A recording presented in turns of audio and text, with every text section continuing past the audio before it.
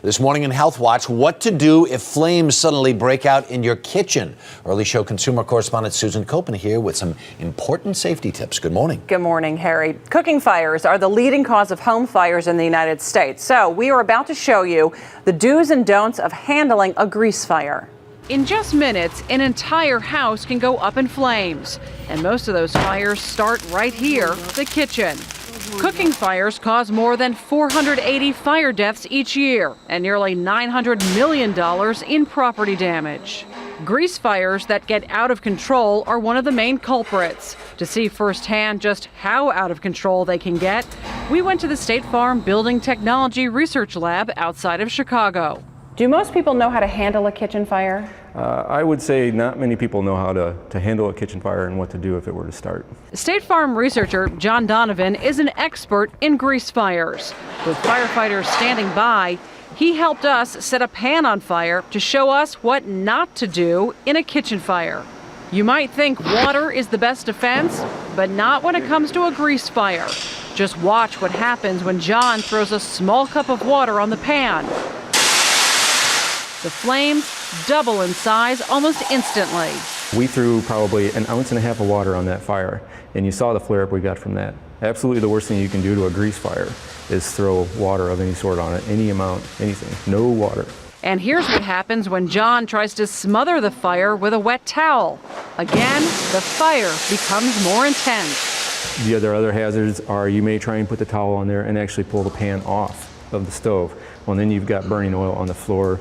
Most likely you've got it on whoever was trying to throw the towel on. So you're just, you're causing more problems than you're trying to solve. Even using a fire extinguisher that is water-based can have disastrous results. Just look, the flames shoot to the ceiling. What you need is a dry chemical fire extinguisher, specifically designed to deal with grease. You can see here how it puts out the flames in a matter of seconds. So basically you pull the pin, you squeeze the trigger, and you're aiming at the base of the fire. You want to put that fire out at the base. If you put it up high, the chemical falls on top of the fire, it doesn't do a bit of good. Here's something else you can do. If the flames are small enough, carefully put a lid on the pan and turn off the heat. Don't try and move the pan. Many people get burns or start fires elsewhere as they're trying to take that pan and get it outside. And once that lid is on, don't remove it. Watch what happens when John does just that. Even if you've turned that burner off, that pan is holding the heat, the oil is holding the heat, it's going to light again. If a grease fire is left alone, even for a few minutes, your whole kitchen can go up in flames. Watch what happens when we let this pan burn. Within 30 seconds, the flames reach the vent. At 1 minute, the cabinets are on fire. 2 minutes, the stove and cabinets are fully engulfed and flames are reaching the ceiling.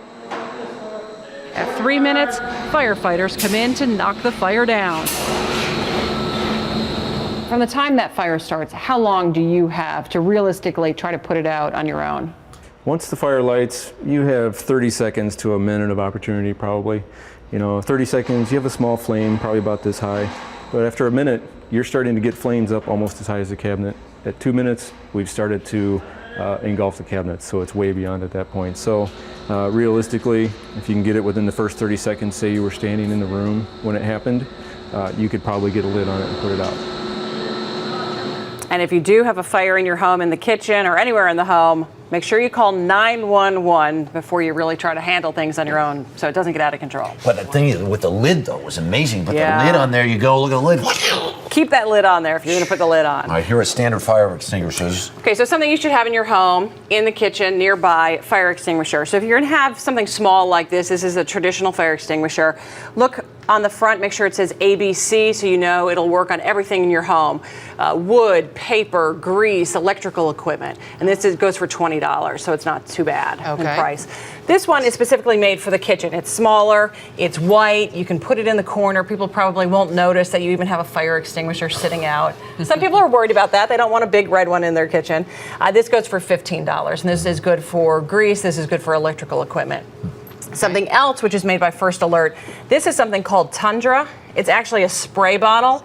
A lot of people are really intimidated by pulling the pin and trying to figure out how to use a fire extinguisher. $15, all you do is spray it. So yes, for grease fires. Yes, you can Okay. use this on wood, grease fires, electrical equipment. You got it.